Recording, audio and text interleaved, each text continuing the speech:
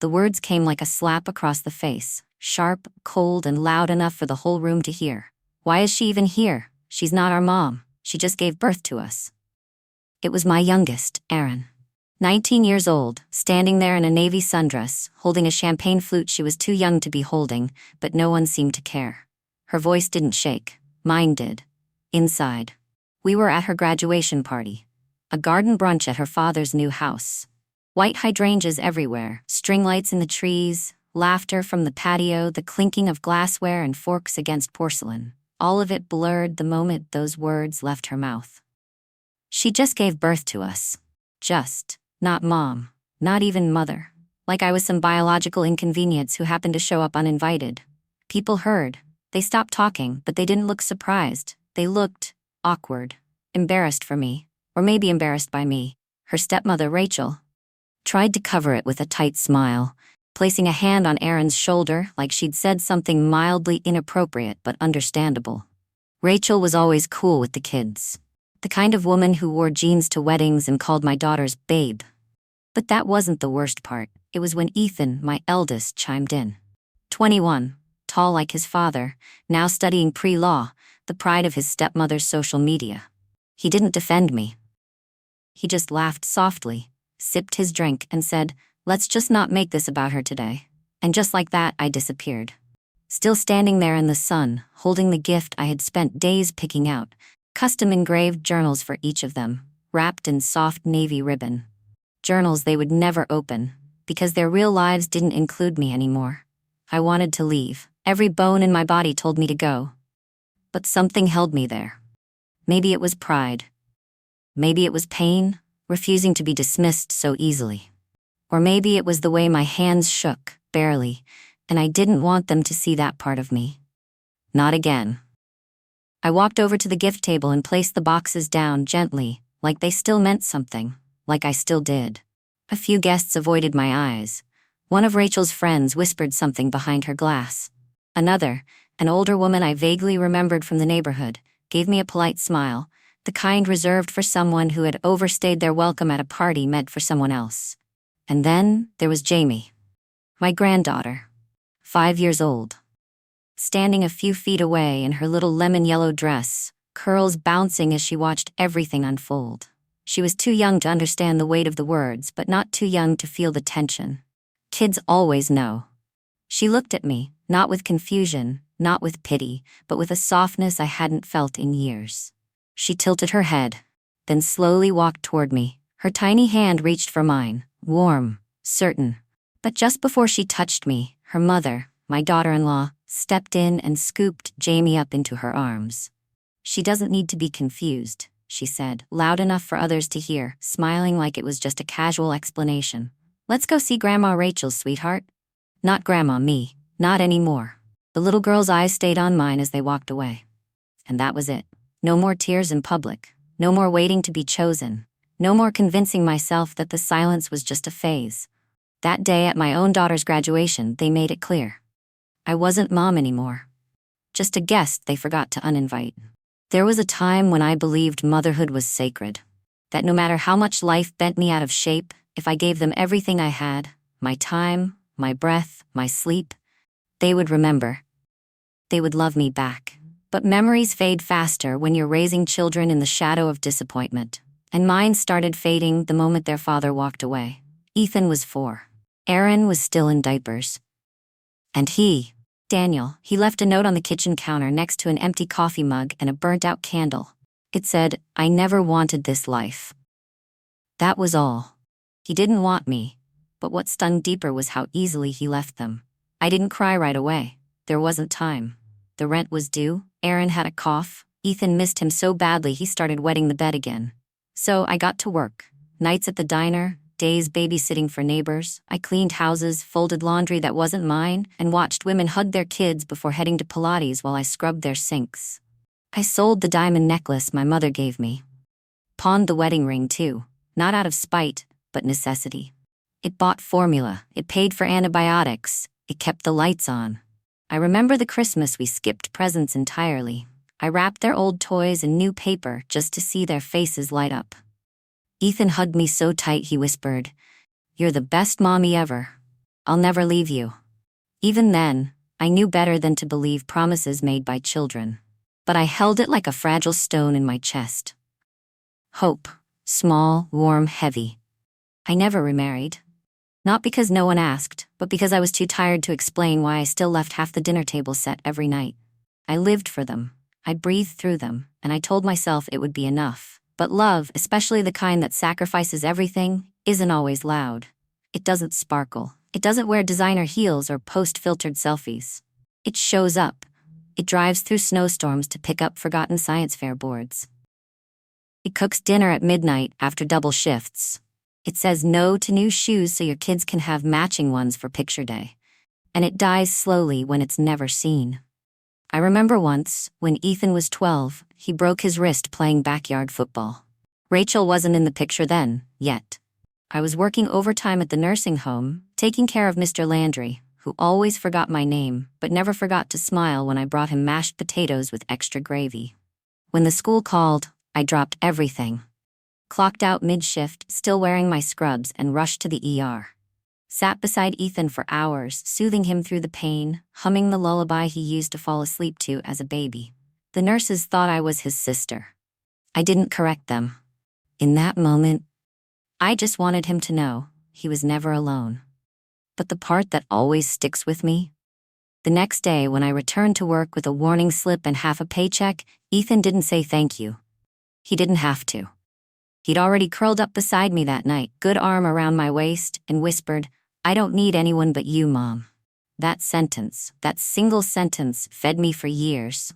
Even when things got harder, when Erin started pulling away in high school, when she told me I embarrassed her because I didn't know how to dress like other moms, when she rolled her eyes at the peanut butter sandwiches I packed, when she skipped dinner to eat takeout with Rachel and her dad on alternating weekends. I tried not to take it personally. I told myself it was a phase. I stayed the same. I stayed present. Parent-teacher nights, volleyball games, honor roll breakfasts. I was there. Cheering from the back, always from the back. But then Rachel moved in. Suddenly, I wasn't just the single mom. I was the old mom. The tired mom. The less fun mom who still used a flip phone and didn't know how to use TikTok filters.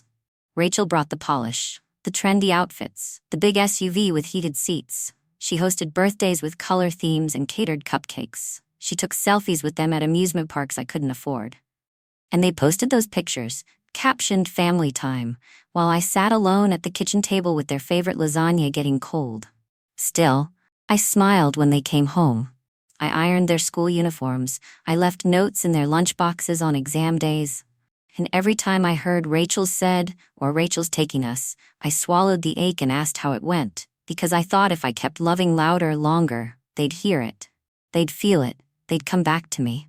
But love, I've learned, is not a currency you can save up and cash in when it's convenient.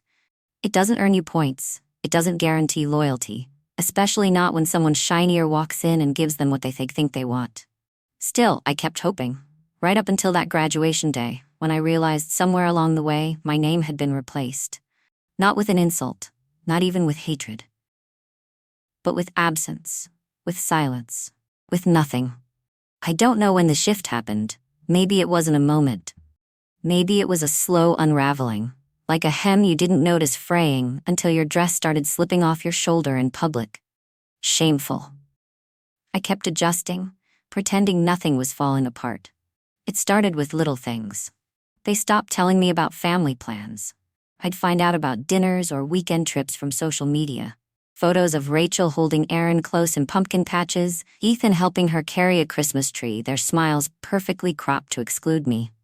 I would comment a heart sometimes, and sometimes they wouldn't even like it. Then came the Thanksgiving I wasn't invited to. Rachel hosted. Her caption read, "So grateful for this family and this home." There were place cards on the table. Even Jamie had one, spelled in glitter pen. I didn't. I sat in my apartment that night, microwaving stuffing from the freezer aisle, watching reruns with the sound off because it hurt less than silence. I told myself I was being dramatic.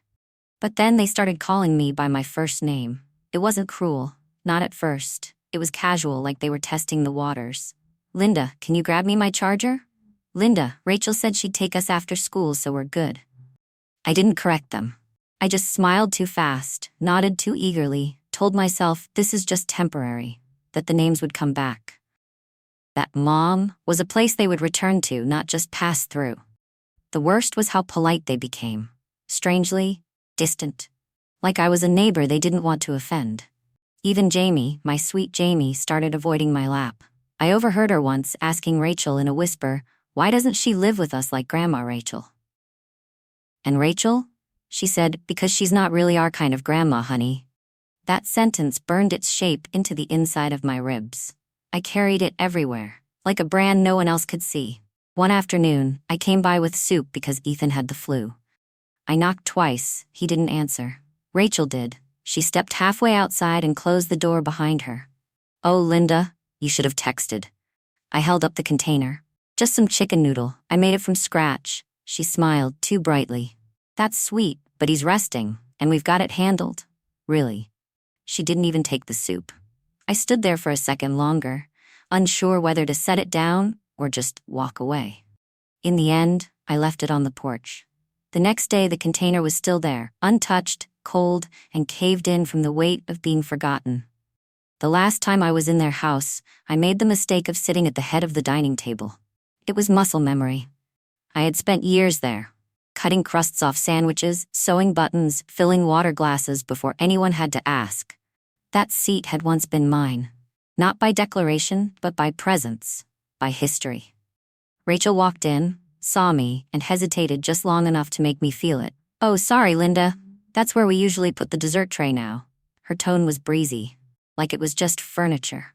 But I stood up, slowly, feeling the heat crawl up my neck as I moved to the far end of the table. No one said anything.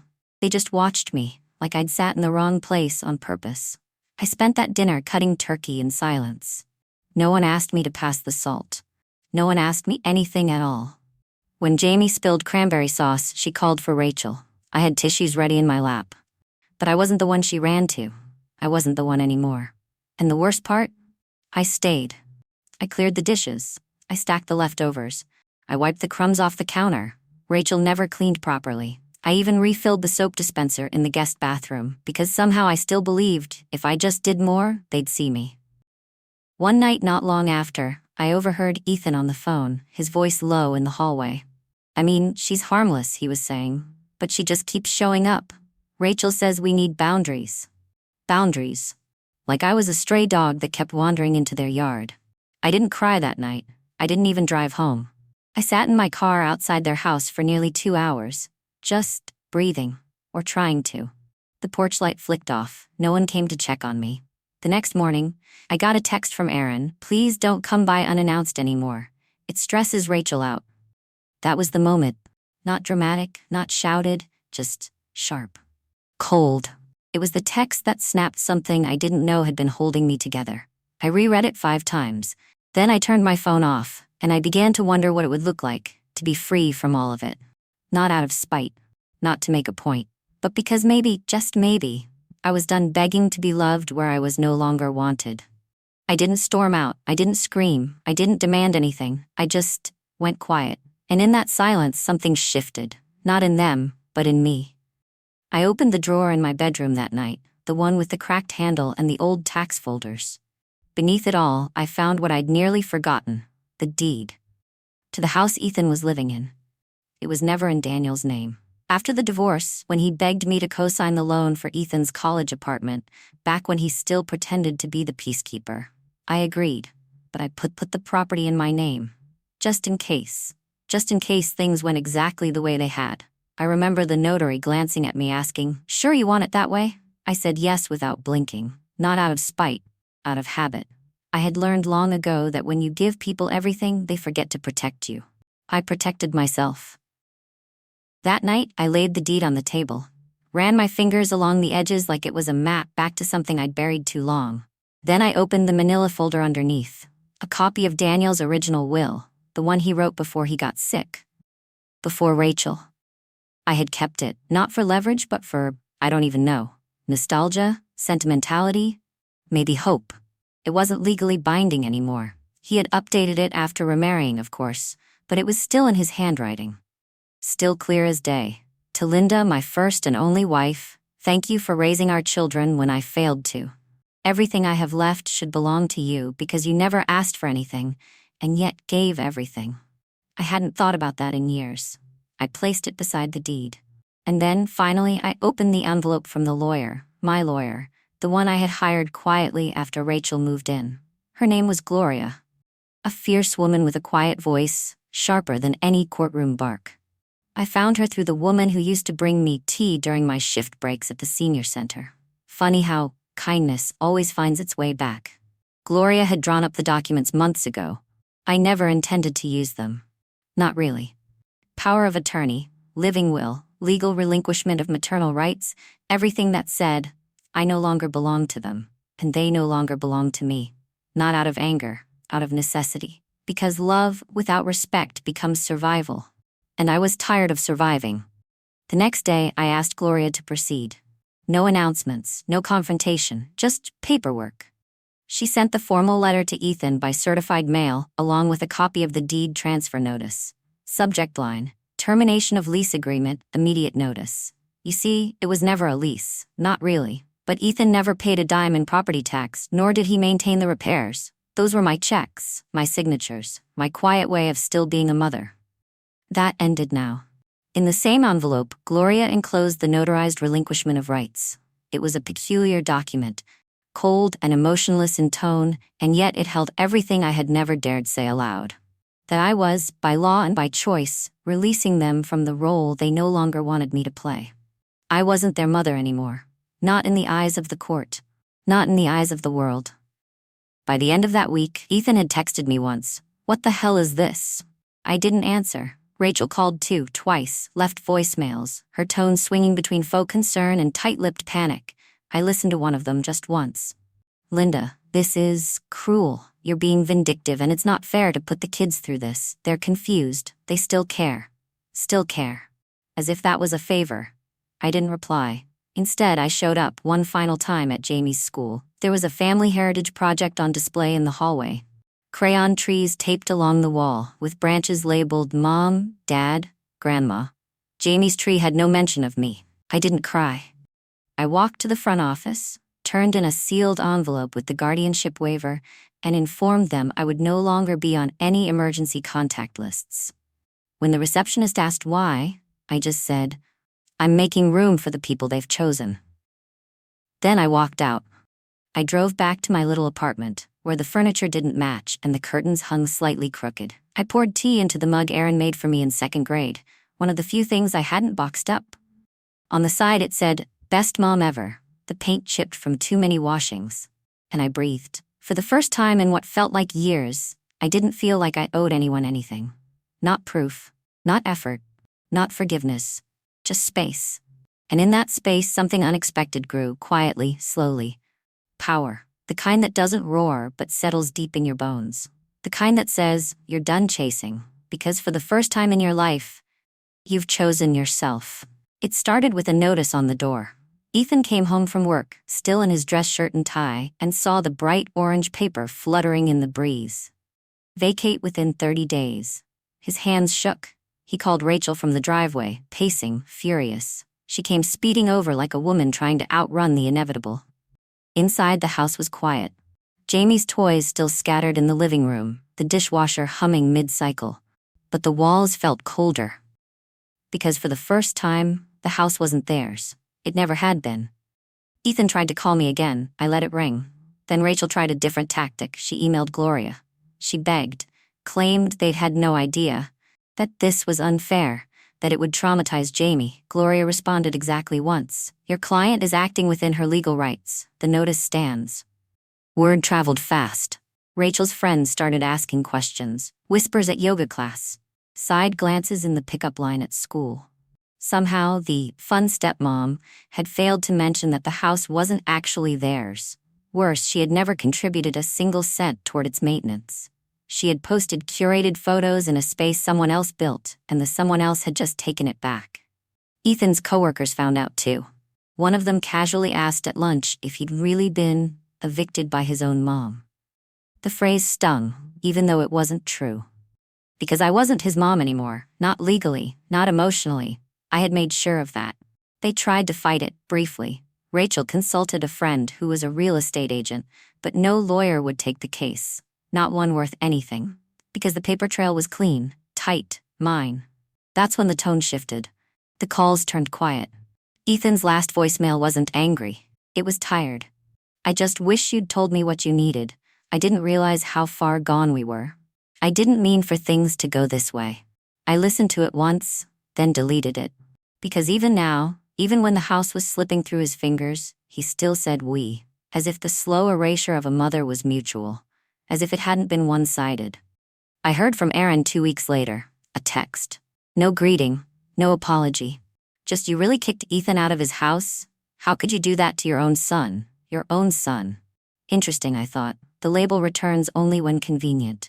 I didn't respond. The silence stretched until it broke in the most unexpected place. The school. Apparently, Rachel had always listed me as Jamie's primary emergency contact. Not because she respected me, but because I was reliable. Available. Close. When the paperwork cleared, the school called Rachel to confirm the new contact was no one. Rachel showed up at the front office, furious, clutching Jamie's hand. She's still her grandmother, she insisted. She can't just erase herself. But the clerk, kind and flat-voiced, simply nodded. I'm sorry. That's what the file says. You're welcome to provide someone else.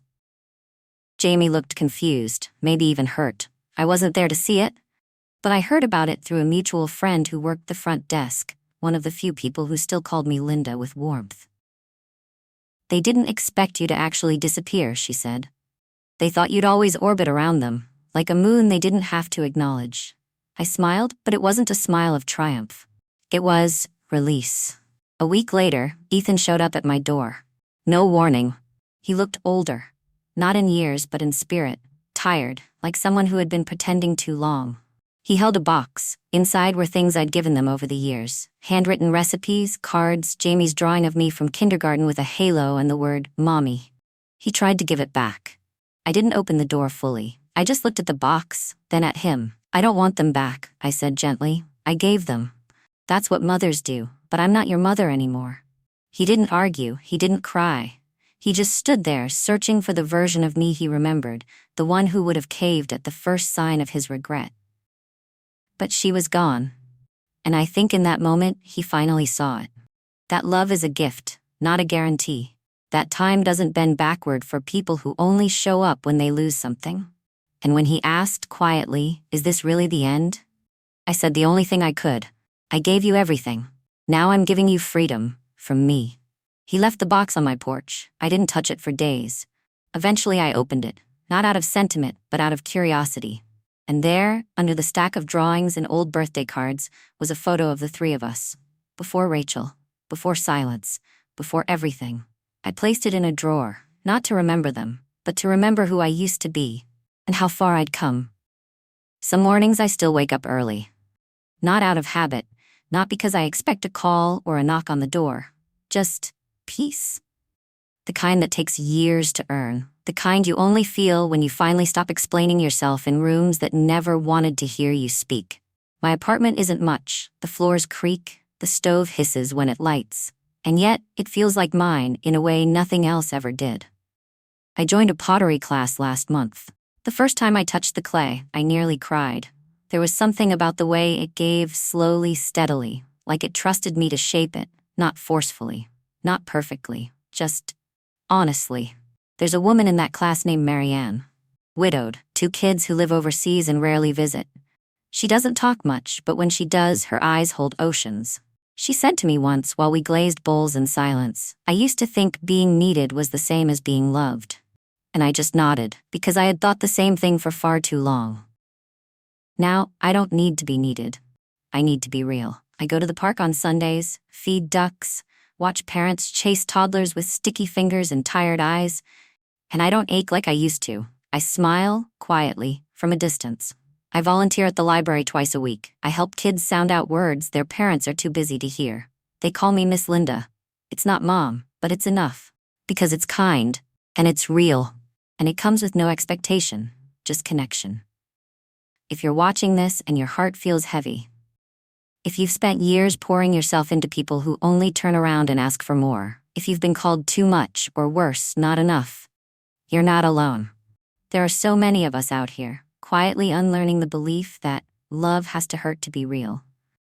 We're the mothers who sat in the bleachers unnoticed. The grandmothers who remembered every birthday, even after they stopped being invited. The women who gave and gave and gave until there was nothing left but the echo of our own names. And still, we loved. That makes us strong. But it doesn't mean we have to keep bleeding. You're allowed to step away from the table where you're only served shame. You're allowed to redefine what family means, what love means, what you mean. You're allowed to start over at any age. To choose solitude over smallness, peace over performance. And if you've ever been made to feel invisible in your own story, let this be your permission to rewrite it. Not to make them see you, but to finally see yourself. So if this story spoke to something quiet inside you, leave a comment. Tell us how you found your strength, or how you're still searching for it. You never know who needs to hear your voice today. And if someone you love needs this reminder too, share this with them. And if you want to hear more stories like this, real stories, from hearts that have lived and lost and learned, subscribe. Not because we need numbers, but because we need each other. You're not forgotten. You're not too late. You're still here. And that means your story isn't over yet.